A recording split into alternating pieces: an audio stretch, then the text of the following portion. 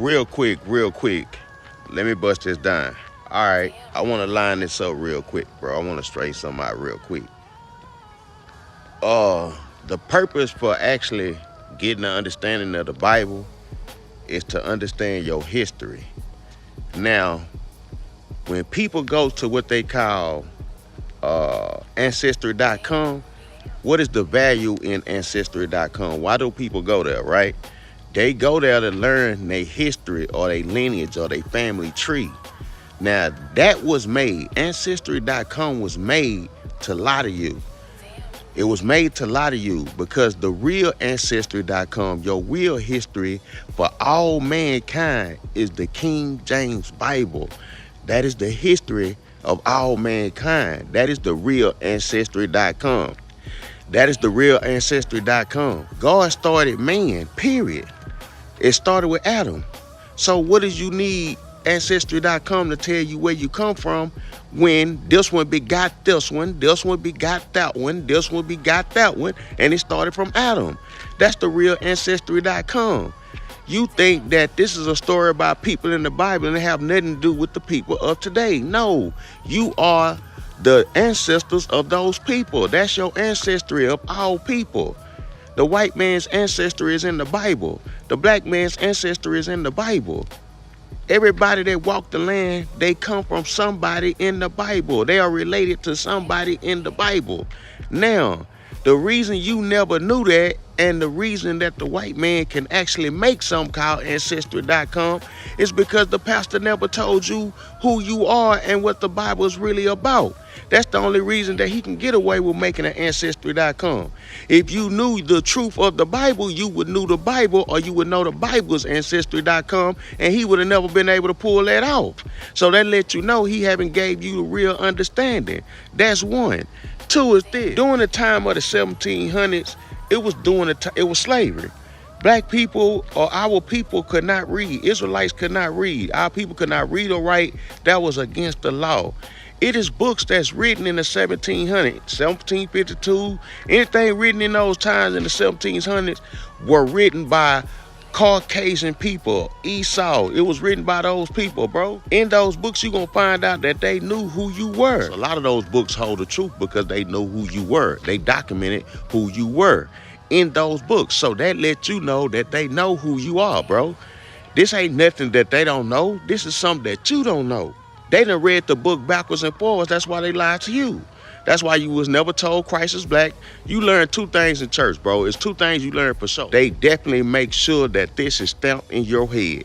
Color don't matter, and the Immaculate Conception mean Christ just was born and he ain't had no father.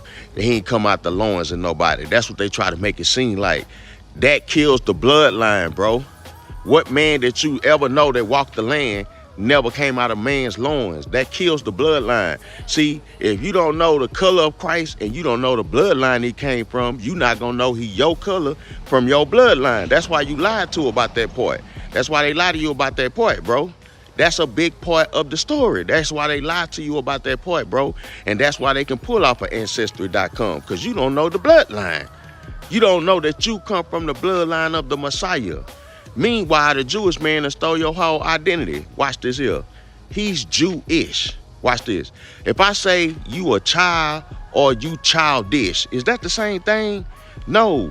Childish is not a child. That's acting like a child. If I say you childish, that means you acting like a child. He's Jewish, bro. He's acting like a Jew. He's not a Jew.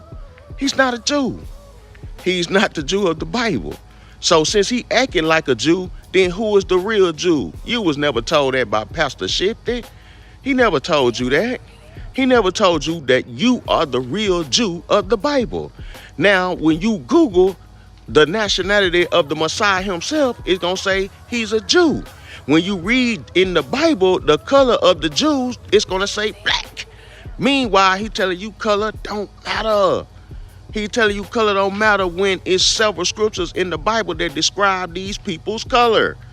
Watch this. King Solomon, who was his daddy? King David. That was his daddy. If you read in Psalm of Solomon 1 and 5, you're gonna read that King Solomon was black. He told you out his mouth that he's black and beautiful. His daddy is King David. So guess what color he is? He black.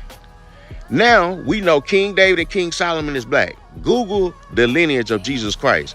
He gonna say from the tribe of David. Or go to Matthew 1:1. It's gonna break down the lineage of Christ. It's gonna tell you the son of David.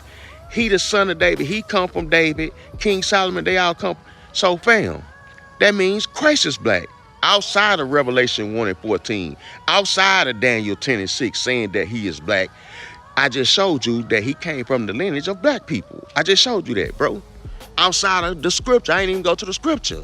I just made it make sense. You gotta make it make sense, bro. When they tell you, or when you ask them what color is Jesus Christ, and they tell you he a spirit, you tell them, so how did you hang a spirit on the cross? Explain that. You gotta make them people think.